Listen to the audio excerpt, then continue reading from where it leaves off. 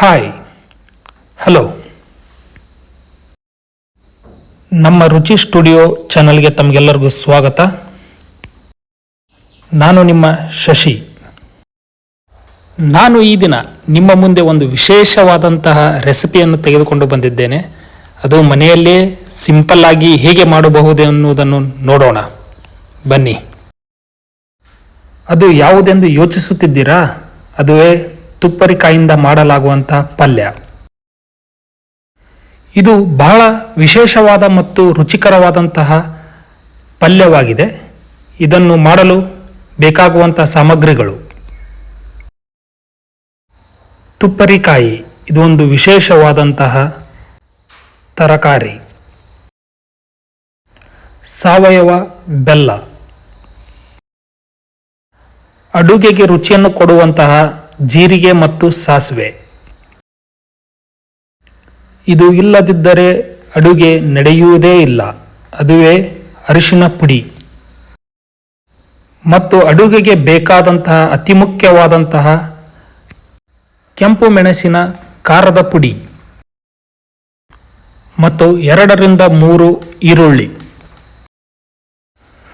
ಮೊದಲು ನಾವು ತುಪ್ಪರಿಕಾಯಿ ಮತ್ತು ಈರುಳ್ಳಿಯನ್ನು ಚೆನ್ನಾಗಿ ತೊಳೆದು ಚಿಕ್ಕದಾಗಿ ಕತ್ತರಿಸಿಟ್ಟುಕೊಳ್ಳೋಣ. ನಂತರ ನಾವು ಒಲೆಯ ಮೇಲೆ ಒಂದು ಪಾತ್ರೆಯನ್ನು ಇಟ್ಟುಕೊಂಡು ಅದಕ್ಕೆ 2ರಿಂದ 3 ಸ್ಪೂನ್ನಷ್ಟು ಎಣ್ಣೆ ಜೊತೆಗೆ ಜೀರಿಗೆ ಸಾಸಿವೆ ಹಾಕಿ ಅದಕ್ಕೆ ಸ್ವಲ್ಪ ಈರುಳ್ಳಿಯನ್ನು ಹಾಕಿ ಚೆನ್ನಾಗಿ ಬೇಯಿಸೋಣ. ಅದು ಈರುಳ್ಳಿಯ ಕಲರ್ ಸ್ವಲ್ಪ ಕೆಂಪಾಗಿ ಆಗುವ ಹಾಗೆ ಬೇಯಿಸಬೇಕು. ನಂತರ ಅದಕ್ಕೆ ನಾವು ಚಿಕ್ಕದಾಗಿ ಕತ್ತರಿಸಿಟ್ಟುಕೊಂಡಿರುವಂತಹ ತುಪ್ಪರಿಕಾಯಿ ತರಕಾರಿಯನ್ನು ಅದರೊಳಗೆ ಹಾಕಿಕೊಂಡು ಚೆನ್ನಾಗಿ ಬೇಯಿಸೋಣ.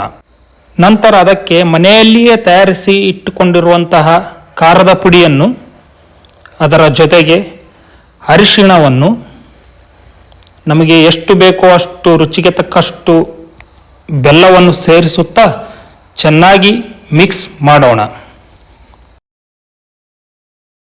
ಮತ್ತು ರುಚಿಗೆ ತಕ್ಕಷ್ಟು ಉಪ್ಪನ್ನು ಸೇರಿಸೋಣ. ನಂತರ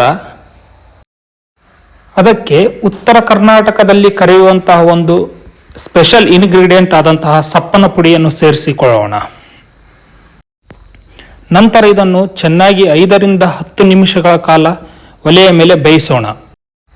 ನಾವು ಇದನ್ನು ಅನ್ನವನ್ನು ಚೆಕ್ ಮಾಡುವ ಹಾಗೆ ಚೆಕ್ ಮಾಡಿದರೆ ಆಯಿತು. ಈಗ ನಮ್ಮ ತುಪ್ಪರಿಕಾಯಿ ಪಲ್ಯ ಉಣಬಡಿಸಲು ರೆಡಿಯಾಗಿದೆ. ಬನ್ನಿ ಸವಿಯೋಣ. ಇನ್ನು ನನ್ನ ಚಾನಲನ್ನು ಯಾರು ಸಬ್ಸ್ಕ್ರೈಬ್ ಮಾಡಿಲ್ಲವೋ ಅವರು ದಯವಿಟ್ಟು ಸಬ್ಸ್ಕ್ರೈಬ್ ಮಾಡಿ ಮತ್ತು ಲೈಕ್ ಕಮೆಂಟ್ಸನ್ನು ಮಾಡುವುದನ್ನು ಮರೆಯಬೇಡಿ.